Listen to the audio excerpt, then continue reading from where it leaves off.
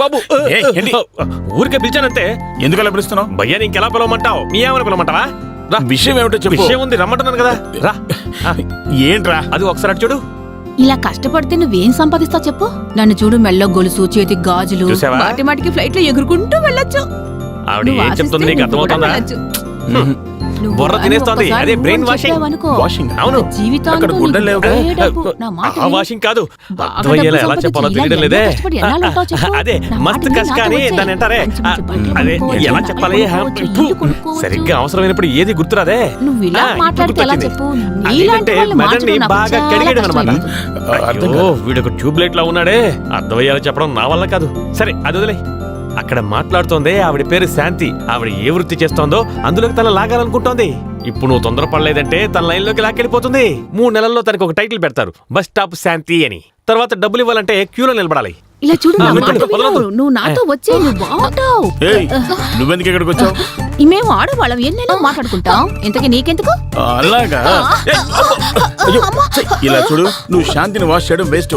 ఎంత వాష్ చేసినా తను రాదు. నేనేమి తన్ని స్నానం చేయడానికి ఏం పిలవలేదు. మర్యాదగా చెప్తున్నాను, నువ్వు తను పాడు చేయాలనుకుంటే చంపి పారేస్తాను. ముందు ఇక్కడ చెడిపో. ఈ వాసంతి తలుచుకుందంటే ఎలాంటి అమ్మాయినైనా సరే మార్చేస్తాను తెలుసా. నన్నే అంత మాట అంటావా? ఇది సవాల్ రా. పోరా బెంగాలీ దున్నపోతా. నాతోనే పెట్టుకుంటా ఉండు, పని చెప్తాను. ఆవిడ చెప్పారు నువ్వు ఇక్కడుండి ఎందుకు ఇంత కష్టపడుతున్నావు, నాతో పాటు వస్తే బాగా డబ్బులు సంపాదించుకోవచ్చు అని చెప్పారు. తనతో ఇంకెప్పుడు మాట్లాడుకో, తను చాలా చెడ్డది. తన్ని ఊరి నుంచే తనివి పారేస్తాను. శాంతి, నేను నీతో ఒక విషయం చెప్పాలి. బావా చెప్పండి బావా. నేను ఈ జన్మలో నా మనసులో మాట చెప్పలేను అనుకుంటాను.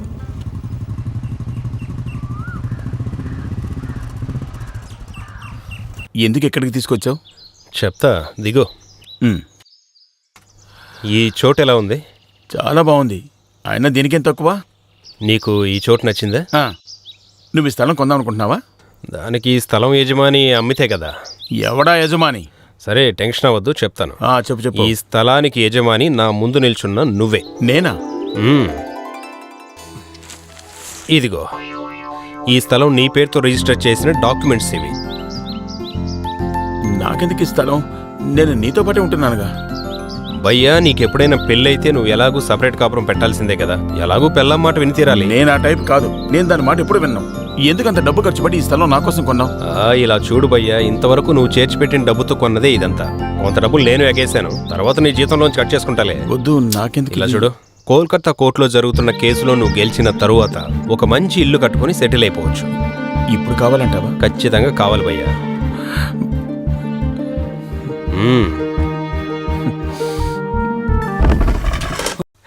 టైం పాస్ అవడం లేదే. సరే ఎలా తిరిగొద్దాం. ఛీ రే మణికంట, కాళ్ళు కాస్త దగ్గరగా పెట్టరా, లేదంటే జనం భయపడి చేస్తారు.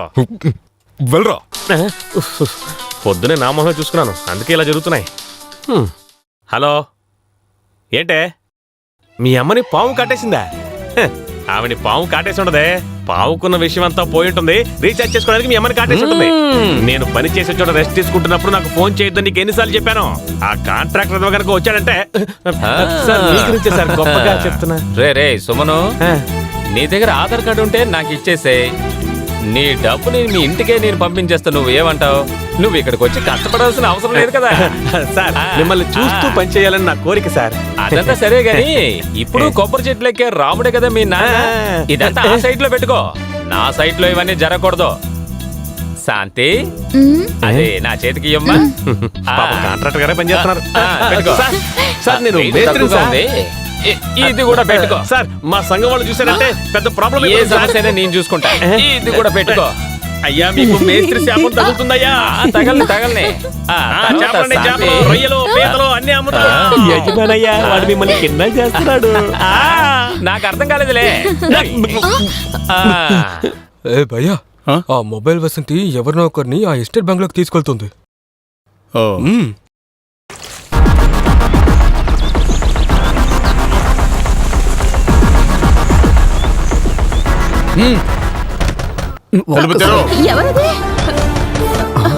ఎవరు లోపల? తలుపు తెరవమంటున్నానుగా. మీకే చెప్పే తెరవండి. త్వరలో ఎలక్షన్స్ ఉన్నాయి. ఎవరు లోపల? ఎవరు వింటారు? త్వరగా కానివ్వండి. ఇలా చెప్తే వాడు తలుపు తెరవడు. హలో. మనం తలుపు బద్దలు కొడతాం. వీడెందుకు ఇక్కడికి వచ్చాడు? దొరికిపోయాను. మర్యాదగా తలుపు తెరవమంటున్నాను. అవును, నువ్వెందుకు ఇంత భయపడుతున్నావు? ఎందుకు ఇంత టెన్షన్ నీకు? టెన్షన్ అవ్వకపోతే నా జీవితం ఆ, అయిపోతుంది. మరి నా జీవితం ఏమవుతుంది? నీ జీవితానికంటే ఆ? అయ్యో చంపుతున్నారే. ఏంటి విషయం చెప్పనానా? నాన్న, ఇక్కడ బంగ్లాలో నేను అనుకోకుండా ఇరుక్కుపోయాను. నువ్వే ఎలాగైనా కాపాడాలి. కొంచెం కూడా బుద్ధి లేదరా నీకు? అంతా నాశనం చేసావు కదా. రేపు పత్రిక వాళ్ళకి మీడియా వాళ్ళకి ఒకటే ఖుషిగా ఉంటారు కదా. ఇంకో పైన నిన్నెలాగా నువ్వు జీవితంలోనే పైకి రాలేవురా. నేను ముఖ్యమంత్రి అనుకున్నదంతా నాశనం చేశావు. నాన్న, ఏదో అనుకోకుండా జరిగిపోయింది. నువ్వు ఎలాగైనా తెరవు. పోలీసులతో చెప్పి వీళ్ళందరూ అంతు చూడు నాన్న. పోలీస్ ఎందుకురా? మిలిటరీనే రప్పిద్దాం. బుద్ధి లేని ఎదవ. నాన్న, ఇప్పుడు నేనేం చేయాలి? ఇప్పుడు చేయాల్సిందంతా ఒకటే. నువ్వు తలుపు తెరవకుండా లోపలే ఉండు. నేను అక్కడికి వస్తా. ఎన్నిసార్లు చెప్పాలి? ఎన్నిసార్లు చెప్పాలి? బయటికి రాడు. తలుపు తెరవండి. చెప్తాం. అప్పుడు వస్తాడు ఎవరు బయటికి. లోపల? ఛ! తలుపు తెరవనంటున్నారా? వాడు తొలగలేడు గానీ మనం అందరం కలిసి తలుపు మొదలు కొడదాం. మనం పోలీసులు పిలుద్దాం. ఏమంటారు?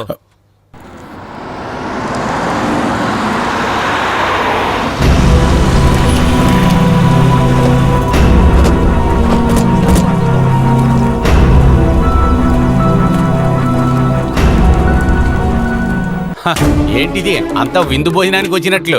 ఏంటి ఇంటికి ఏమైనా సున్నం కొడతారేంటి? దీనికి నువ్వే నాయకుడివా? లోపల జరగకూడదు జరుగుతోంది. వ్యభిచారం. అదే చెయ్, తప్పుగా మాట్లాడకండిరా. లోపల ఒక ఆడపిల్ల ఉందంటే ఏదైనా చెప్తారా? అందరూ కొంచెం పక్కన నుంచోండి. వెళ్ళండి. వెళ్ళు వెళ్ళు. పత్రిక వాళ్ళు, ఛానల్ వాళ్ళు నేను పిలిచినందుకే ఇక్కడికి వచ్చారు. ప్రజల ముందు నేను ఈ విషయం చెప్పడం కోసమే వాళ్ళని నేను ఇక్కడ పిలుచుకొచ్చాను. ఇవాళ నా కొడుకు మోహన్కి పెళ్ళి. ఏంటి నా పిల్ల?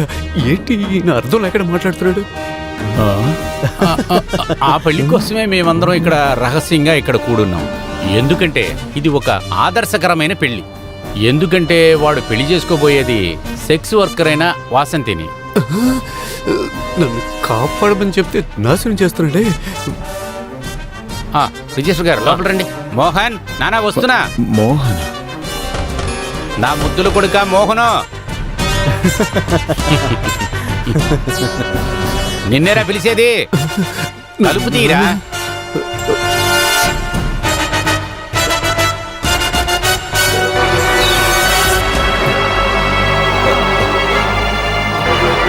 నమస్కారం.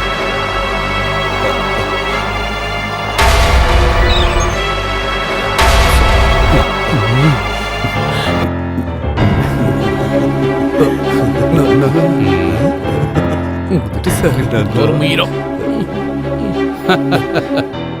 ఒక రాజకీయవాది ప్రజలకు తెలియకుండా ఏ విషయమూ చేయలేడనేది ఇప్పుడు మీరు తెలుసుకున్నారా? నా కోడలు వాసంతి ఎక్కడా? ఊరు మీరం చెయ్యాల్సిందంతా చేసేసి. వాసంతి బయటికి రామ్మా. అయ్యో.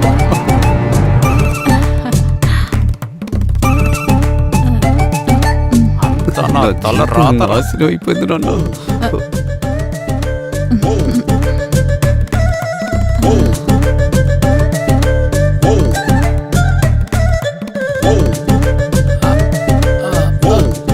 సిగ్గుపడుకుంటా రామ్మా. నేను కూడా నీకు ఒక తండ్రి లాంటోనే. ఆ మాలని బొక్కేని తీసురంట్రా. ఎలాగో రహస్యంగా జరగాల్సిన పెళ్లి ఇప్పుడు ప్రజల ముందే జరుగుతుంది. ఇదిగో ఇది మేడాన్ని వేయమనండి. ఏసి చావు. వెయ్యరా అంటే.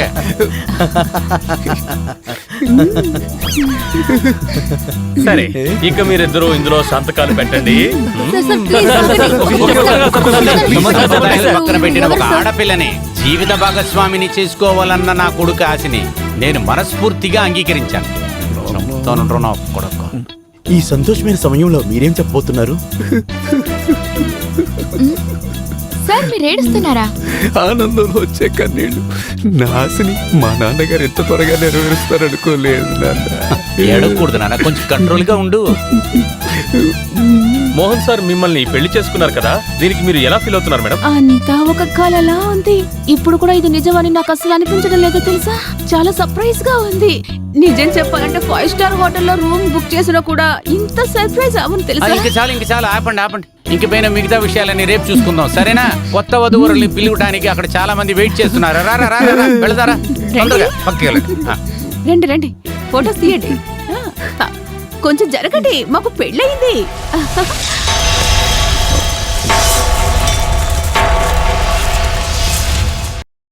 ఊరి జనం నుంచి పత్రికల వాళ్ళ దగ్గర నుంచి తప్పించుకోవడం కోసం వాసుదేవన్ గారు ఇలా చేస్తారని నేను అస్సలు ఊహించలేదు. వాసంతి లాంటి ఆడదాన్ని పెళ్లి చేసుకునే కంటే మురిక్కాలలో దూకి ఆత్మహత్య చేసుకోవడం ఎంతో మంచిది. అయినా మన భయ్య మోహన్ అక్కడ ఎందుకు పట్టుకోవాలనుకున్నాడో నాకు అర్థం కావడం లేదే. లోపల మోహన్ ఉండే విషయం భయ్యాకి తెలియదు కదా. ఏది ఏమైతేనే భయ్యా మీద మోహన్కున్న కోపం ఇంకా ఎక్కువ అవుతుంది. కావాలంటే చూస్తూ ఉండు, ఇది మీ ప్రేమకి పెద్ద సమస్య అవుతుంది. ఇలా చూడు, ఏ సమస్య వచ్చినా కూడా అది నేనేగా ఫేస్ చేయాలి. అది నేను చూసుకుంటాను. నువ్వు భయ్యా మీద చాడీలు చెప్పకుండా వెళ్ళి పని చూసుకో. నాకు భయ్యా తర్వాతనే ఎవ్వరైనా. అర్థమైందా? అర్థమైంది. ఇంకా వాసంతినే మోహన్కి భార్యగా రావాలని వాడి నెత్తి మీద రాసుంది. దాన్ని ఎవడు మార్చగలడు